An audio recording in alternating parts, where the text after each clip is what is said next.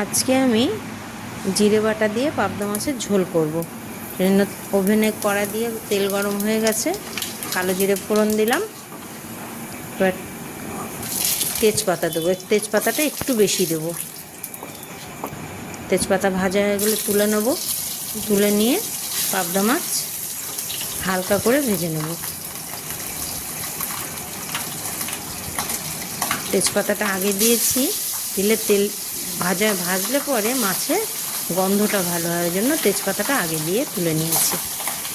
পাবদা মাছ ফোটে, তাই ভয়ে ভয়ে দিচ্ছি আর কি তেলে মাছগুলো।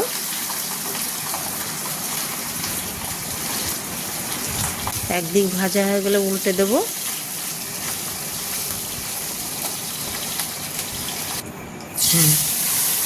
ভাজা হয়ে গেছে। এবার মশলাটা আমি জিরে লঙ্কা বেটে রেখেছিলাম, মশলাটা ওই তেলের মধ্যে দিয়ে দিলাম।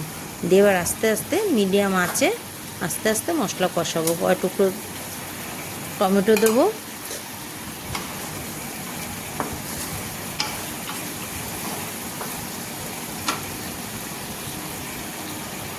একটু লবণ দিলাম,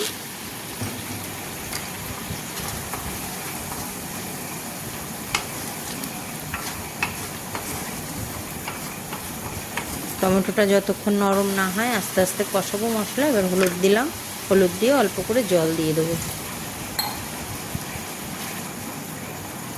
মশলা কষানো প্রায় হয়ে গেছে।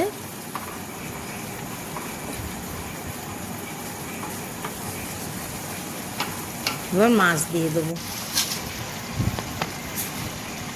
মাছটা মশলার সাথে মিশিয়ে অল্প করে জল দেবো। ঝোল হলেও বেশি ঝোল হলে ভালো লাগবে না, জন্য অল্প ঝোল হবে, মাখা মাখা ঝোল হবে।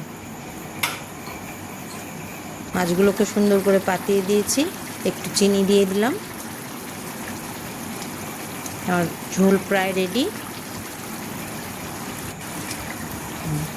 এবার ধনে পাতা দেবো, একটু উপরে ধনে পাতা ছিটিয়ে দেবো।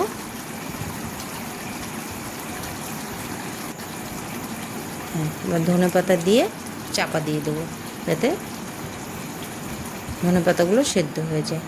এবার ঢাকা দিয়ে দিলাম।